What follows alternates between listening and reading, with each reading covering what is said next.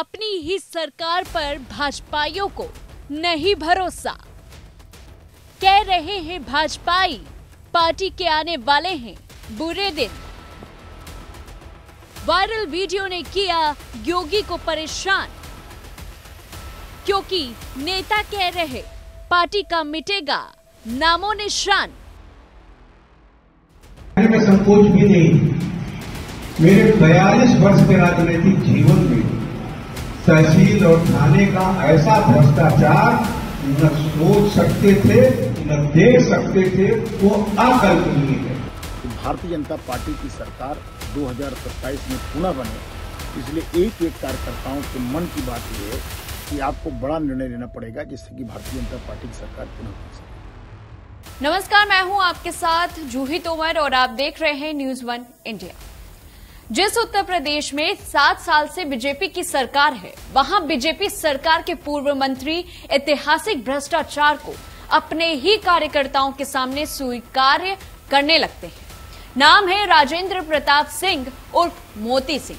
योगी सरकार 5 में मंत्री रहे, जो खुलकर मंच से मीडिया के सामने सबके सामने कह रहे हैं कि इस सरकार में तहसीलों थानों में भ्रष्टाचार अकल्पनीय है। वैसे अकल्पनीय इन नेताजी का बयान भी है, जो योगी सरकार के पहले कार्यकाल में खुद मंत्री रहे। अब यही योगी सरकार में सबसे ज्यादा लूट खसोट के गंभीर आरोप लगा रहे हैं। खुलकर योगी सरकार को कटघरे में खड़ा कर रहे हैं। इनके पीछे के पोस्टर्स को गंभीरता से देखिए। लिखा है मतदाता सम्मान समारोह, यानी कि मतदाता सम्मान समारोह चल रहा है, जो इन दिनों उत्तर प्रदेश में बीजेपी को मिली हार के बाद कार्यकर्ताओं के गुस्से और पुराने नेताओं के खुले आम नाराजगी जाहिर करने का मंच बन गया है। तभी तो जिस प्रतापगढ़ सीट पर बीजेपी इस बार जीत का संगम नहीं बचा पाई, वहां पूर्व मंत्री थाने और तहसील के भ्रष्टाचार से पीड़ित कार्यकर्ताओं की व्यवस्था वाली कथा खुद ही बताने लगे।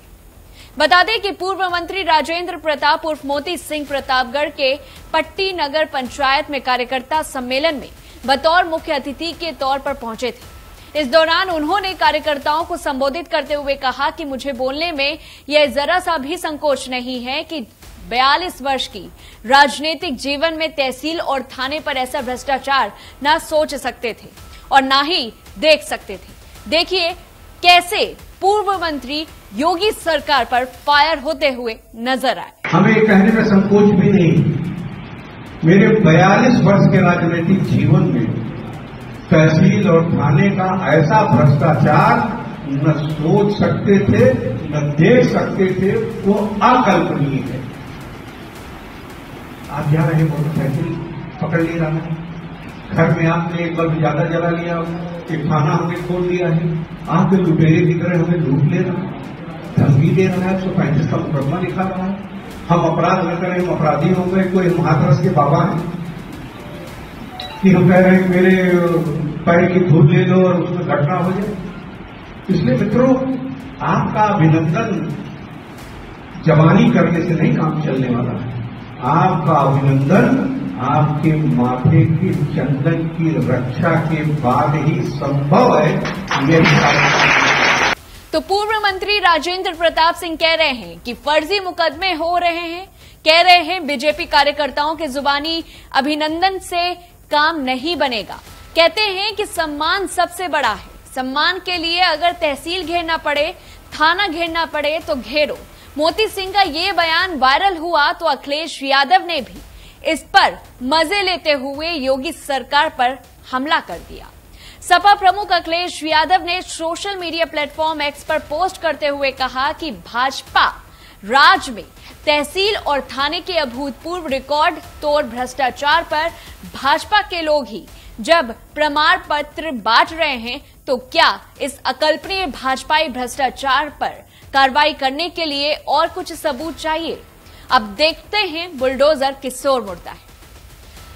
लेकिन एक बात तो साफ है कि उत्तर प्रदेश में हुए लोकसभा चुनाव 2024 के बाद से बीजेपी को पिछले आम चुनाव की उपेक्षा भारी नुकसान उठाना पड़ा है। इससे पार्टी के कार्यकर्ताओं ही नहीं बल्कि नेताओं का भी मनोबल गिर गया है। चुनाव परिणाम के बाद से यूपी से लेकर दिल्ली तक मंथन का दौर चल रहा है। तो वहीं दूसरी तरफ बीजेपी के एक और विधायक ने पार्टी आलाकमान को आईना दिखाते हुए सियासत में भूचाल मचा देने वाला एक बयान दिया है। जौनपुर की बदलापुर सीट से बीजेपी विधायक रमेश मिश्रा का कहना है कि यूपी में बीजेपी की वर्तमान स्थिति बहुत ही खराब है और इस स्थिति में 2027 में हमारी हालत और खराब हो जाएगी। मिश्रा कहते हैं कि आज की तारीख में जो स्थिति है, जिस तरीके से पीडीए की बात चल रही है, समाजवादी पार्टी ने व्यापक भ्रामक स्थिति लोगों में पैदा कर रखी है। उस हिसाब से आज की तारीख में बीजेपी की स्थिति अच्छी नहीं है। देखिए उन्होंने और क्या कुछ आगे कहा है, चलिए आपको सुनवाते हैं।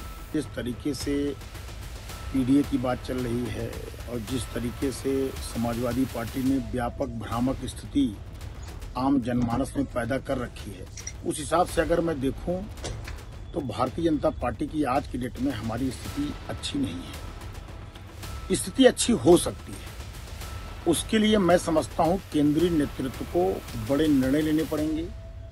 केंद्रीय नेतृत्व को जो है कहीं न कहीं उत्तर प्रदेश के चुनाव पे पूरी तरीके से फोकस करना पड़ेगा।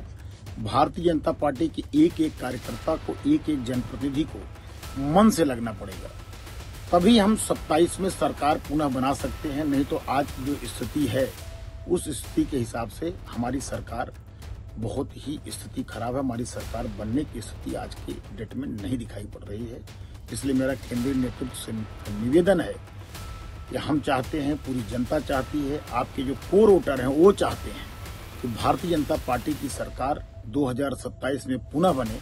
इसलिए एक एक कार्यकर्ताओं के मन की बात यह है कि आपको बड़ा निर्णय लेना पड़ेगा जिससे कि भारतीय जनता पार्टी की सरकार पुनः बन सके। विधायक रमेश मिश्रा आगे कहते हैं कि स्थिति ठीक हो सकती है, उसके लिए केंद्रीय नेतृत्व को बड़े निर्णय लेने पड़ेंगे। अगर ऐसा नहीं होता है तो 2027 में सरकार बनती नहीं दिख रही। केंद्रीय नेतृत्व से निवेदन है कि हम चाहते हैं, जनता चाहती है और पार्टी का कोर वोटर चाहता है कि भारतीय जनता पार्टी की सरकार बने। इसके लिए आपको बड़ा निर्णय लेना पड़ेगा। हाल ही में हुए लोकसभा चुनाव में मिली करारी हार पर मंथन के बाद बीजेपी अब दोबारा से उभरने के जत्न में जुटी हुई है।